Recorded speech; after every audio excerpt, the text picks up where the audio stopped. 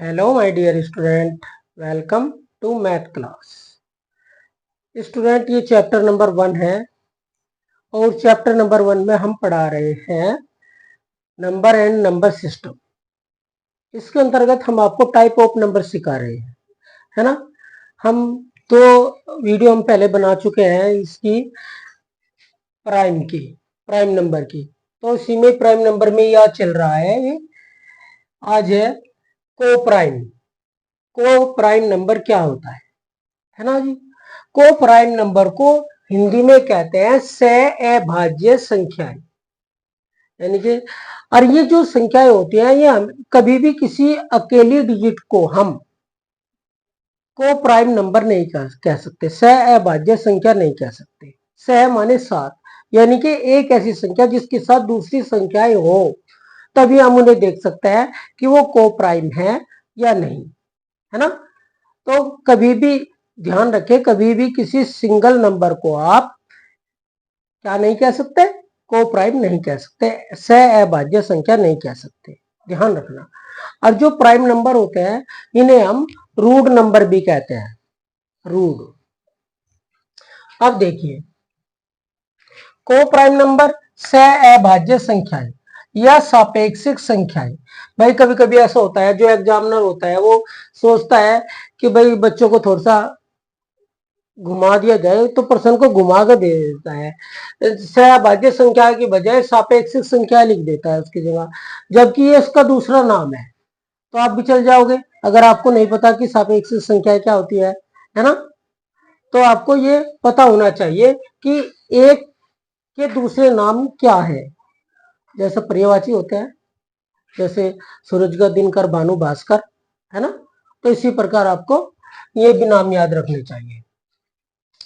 तो इसकी जो डेफिनेशन है उसे देख लेते हैं, परिभाषा।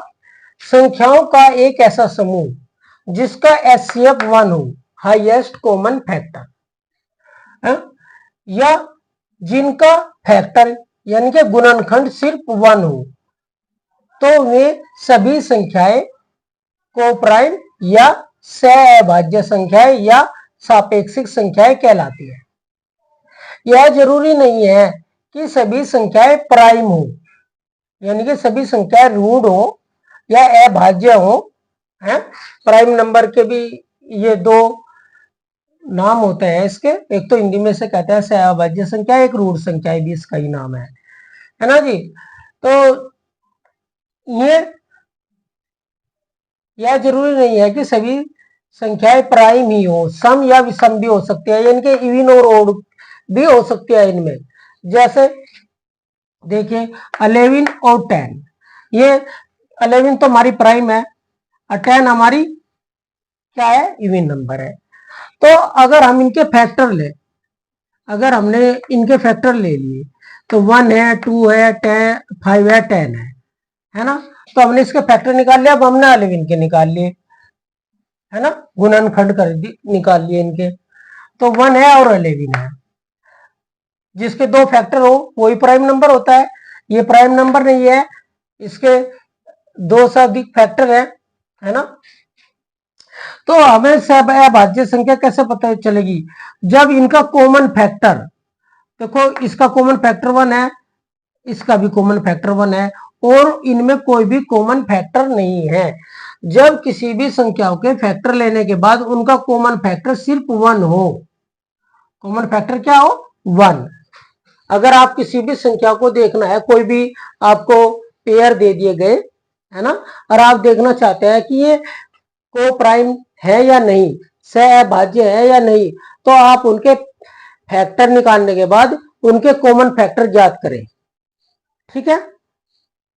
जो मेन है, मुख्य है ना, उन्हें ज्ञात करें। अगर दोनों में 1 है, 1 के अलावा कोई और नहीं होना चाहिए, सिर्फ एक ही फैक्टर होना चाहिए कॉमन फैक्टर, वो होगा 1।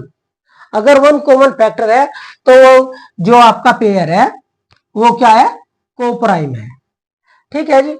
अब दूसरी विधि हमने लिखा था, जिसका एचसीएफ 1 हो, तो आप एचसीएफ के माध्यम से भी निकाल सकते हैं। जैसे 31 और 47 दो डिजिट ले ली, हम ये चाह रहे भाई इसमें ज्यादा टाइम लगता है और एसएफ वाली तो अगर विधि से देखें तो इसमें कम समय लगता है, आसानी से निकल जाती है ना।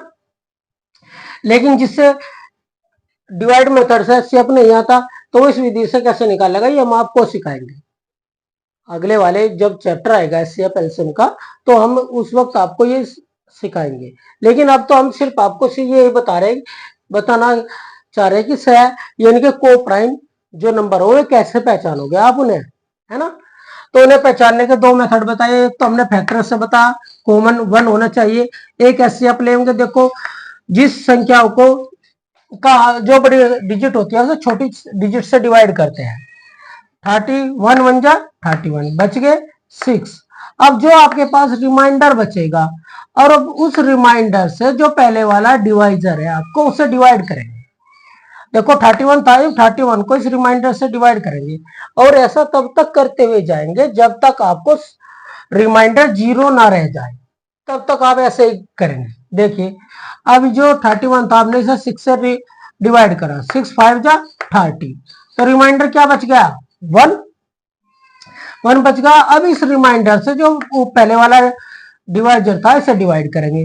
तो ये 6 था, हमने अब 6 1 से 6 को कर दिया, 1 6 जा 6, तो क्या प्राप्त हुआ 0। और जहां भी 0 आ जाए वहीं अब आपका क्वेश्चन कंप्लीट हो जाएगा। अब देखो जिस डिजिट से जिस नंबर से पूरा पूरा डिवाइड हो जाता है वही संख्या एचसीएफ होती है। अगर आप एचसीएफ निकालना चाह रहे हैं, देखना चाह रहे हैं भाई इस सवाल का एचसीएफ क्या है 1 आया है इसका एचसीएफ, और जिसका एचसीएफ 1 हो वही ये संख्याएं सारी क्या होती है अभाज्य संख्याएं होती है। ठीक है, तो जिनका एचसीएफ 1 आएगा तो वे सभी संख्याएं क्या होंगी को प्राइम होगी। समझवा की बात। अब 23 5 और 31 अगर इनका आप एचसीएफ निकाल कर देखेंगे तो इनका भी 1 ही है, ये भी क्या कैसी है को प्राइम है, यानी कि सहअभाज्य संख्या है। ये पेयर भी सहअभाज्य पेयर है। ओके स्टूडेंट, उम्मीद है आपको समझ में आया होगा।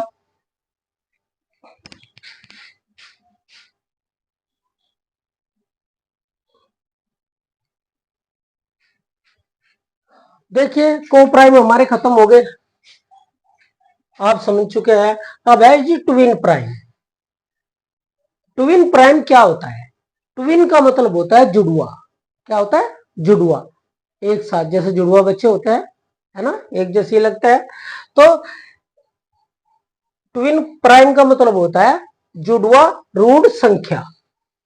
ट्विन प्राइम का मतलब क्या होता है? जुड़वा रूढ़ संख्या या जुड़वा अभाज्य संख्याएं। और ये भी कभी एक नहीं हो सकती, ये भी पेयर में होंगी हमेशा।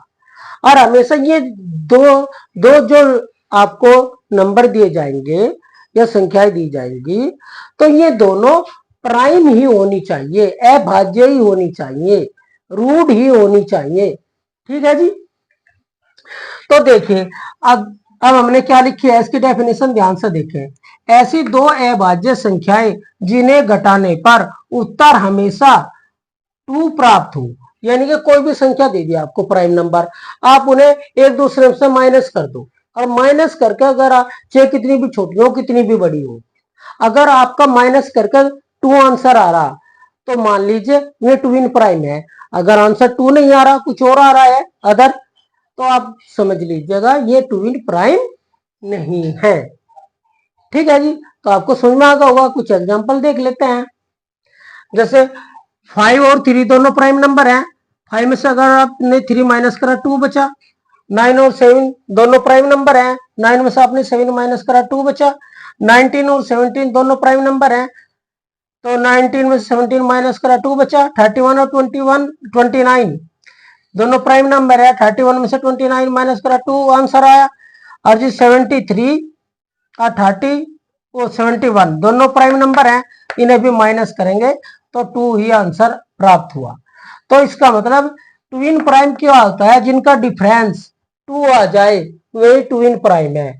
अगर 2 की बजाय कुछ और आ रहा तो वे ट्विन प्राइम नहीं है। ओके, उम्मीद है आपको ये डेफिनेशन अच्छी तरह समझ में आ गई होगी, है ना।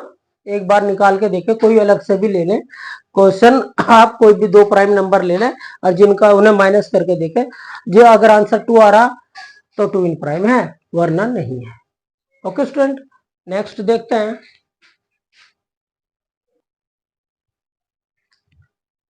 प्राइम फैक्टराइजेशन यानी कि अभाज्य गुणनखंड।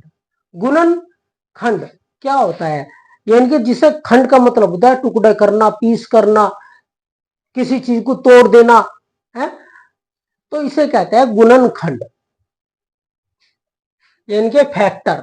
फैक्टर का मतलब होता है गुणनखंड। और प्राइम, प्राइम का मतलब अभाज्य है ना, यानी कि जो किसी से कटते नहीं, ऋण संख्या है। तो अब देखो इसकी डेफिनेशन क्या है। अभाज्य गुणनखंड में, यानी कि जो अभाज्य गुणनखंड हम प्राप्त कर रहे हैं अब, है, तो उनमें सभी अभाज्य गुणनखंड, अभाज्य संख्याएं ज्ञात करना शामिल है। यानी कि कोई नंबर दे दिया, उसे उसके अभाज्य गुणनखंड करो, है, जिन्हें गुना करने पर मूल संख्या प्राप्त हो। जिन सबको अगर हम गुना कर दें तो हमें जो संख्या दी गई थी, मान लीजिए देखो ये 24 है ना, ये 24 है। अभाज्य गुणनखंड में सभी अभाज्य गुणनखंड ज्ञात करना शामिल है। तो 24 हमारी मूल डिजिट है ना, संख्या है, एक नंबर है, तो हमें इसके गुणनखंड ज्ञात करने। तो हमने क्या करा, इसके इसके फैक्टर निकाल लिए। पहले 2 से डिवाइड करा, फिर 2 से डिवाइड करा, फिर 2 से डिवाइड करा, जो ये हमारे आ गए, यही हमारे गुणनखंड है। क्या है? गुणनखंड। यानी कि किसी अभाज्य गुणनखंड में हमने इसके गुणनखंड निकालने थे, सभी गुणनखंड ज्ञात करना शामिल है और जिन्हें गुना करने पर मूल संख्या प्राप्त हो। अब हम इन्हें, जो हमारे फैक्टर क्या है, 2 2 2 2 और 3, तो अब अगर हम इन सबकी मल्टीप्लाई करें तो हमें ये मूल संख्या जो पहले वाली है यही प्राप्त होनी चाहिए। तो ये गुणनखंड सही है, वरना गलत है। इसे कहते हैं प्राइम फैक्टराइजेशन। देखो हमने इन्हें यहां लिख लिया अलग से, 2 मल्टीप्लाई 2 मल्टीप्लाई 2 मल्टीप्लाई 3। देखो 1 2 3 1 2 3, इनके 3 बार 2 आया और 3 1 बार आया, तो 2 2 जा 4, 4 2 जा 8, 8 3 जा 24, आगे ना मूल संख्या प्राप्त। इसे कहते हैं अभाज्य गुणनखंड करना। यानी कि कोई भी डिजिट लो और उसे ऐसे ऐसे टुकड़ों में तोड़ दो जिनकी मल्टीप्लाई करके फिर वह संख्या नुक्ती नहीं आ जाए। ठीक है, और जो प्राइम फैक्टर है ना निकालने, ये हम आपको जब नेक्स्ट चैप्टर आएगा, जो भी आएगा इनका, तीसरे नंबर पे या चौथे नंबर पे है शायद, तो हम उसमें आपको प्राइम फैक्टर निकालने सिखाएंगे। ओके स्टूडेंट, इसे अगर आप चाहते हैं कि भाई अच्छी प्रकार आपका कोई भी नंबर ना कटे और आप अच्छे मैथ में आपकी पूरी पकड़ हो, तो आप इन वीडियो को जरूर देखें। जो आपको जवाहर नवोदय की बुक में नहीं बताया गया, जो उन्होंने छोड़ दिया गया, वो आपको इसमें मिलेगा। वो तो सब मिलेगा जो उस बुक में है, वो तो मिलना ही है डेफिनेटली, पक्का। लेकिन उससे अलग जो उन्होंने छोड़ दिया, मिस कर दिया, वो भी आप इसमें आपको प्राप्त होगा। Okay student, thank you for watching this video.